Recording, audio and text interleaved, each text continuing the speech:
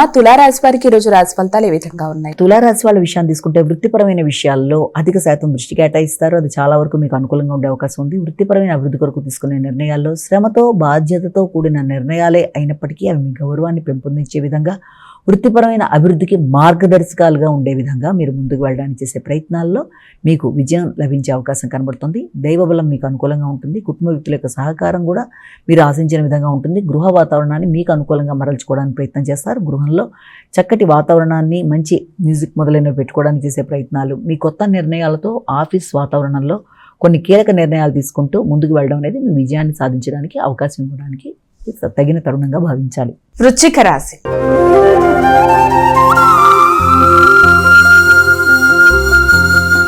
మరి వృశ్చిక రాశి వారికి ఈ రోజు రాశి ఫలితాలు ఏ విధంగా ఉన్నాయి? వృశ్చిక రాశి వాళ్ళకి దూర ప్రయాణాలకి అవకాశం ఉంది. ముఖ్యంగా ఆధ్యాత్మిక సంబంధమైన ప్రయాణాలు, అంతేకాకుండా పెద్దల యొక్క సహకారం, తండ్రి యొక్క ఆరోగ్యం అనుకూలంగా ఉంటుంది. ఆర్థిక విషయాలు అనుకూలంగా ఉంటాయి. శ్రమకి తగిన గుర్తింపు, గౌరవం లభిస్తుంది. సామాజిక సేవ చేస్తారు. పెద్దలతో కలిపి కొన్ని కీలక నిర్ణయాలు తీసుకుంటారు. వాళ్ళ బ్లెస్సింగ్స్తో ముందుకు వెళ్ళడానికి చేసే ప్రయత్నాలు అనుకూలంగా ఉంటాయి. ఆధ్యాత్మిక వ్యక్తులను కలుస్తారు. ఆధ్యాత్మిక ప్రవచనాల్లో పాల్గొంటారు. అంతేకాకుండా ఉన్నత విద్య కొరకు ప్రయత్నం చేసేవారికి చాలా మంచి సమయంగా చెప్పొచ్చు. దూర ప్రదేశాల్లో వృత్తి కొరకు ప్రయత్నం చేసే వాళ్ళకి మీ పుణ్యబలాన్ని పెంపొందించుకోవడానికి చేసే కార్యక్రమాలు మొదలైనవన్నీ కూడా మీకు విజయం అవ్వడానికి అవకాశం కనబడుతుంది. ధనస్సు రాశి.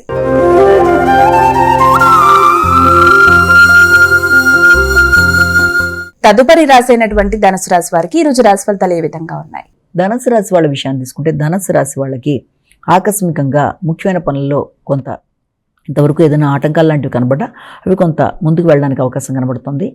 ఆకస్మికమైన లాభాలు, అదేవిధంగా ఆకస్మికమైన ఖర్చులకు కూడా అవకాశం ఉన్నప్పటికీ అది మీకు ఆనందాన్ని ఇచ్చే విధంగానే ఖర్చులు అనేవి ఉండే అవకాశం ఉంది. కొత్త విషయాలు నేర్చుకుంటారు.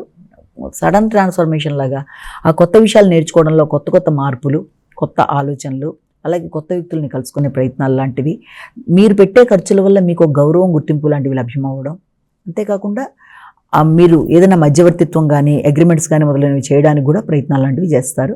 ఏ పని చేసినా కూడా తగిన జాగ్రత్తలతో చేస్తూ ముందుకు వెళ్ళి అనవసరమైన ఖర్చులు లాంటివి ఏదైనా ఎదురవుతున్నాయన్న సందర్భంలో వాటిని అధిగమించే ప్రయత్నాలు లాంటివి మాత్రం చేయండి.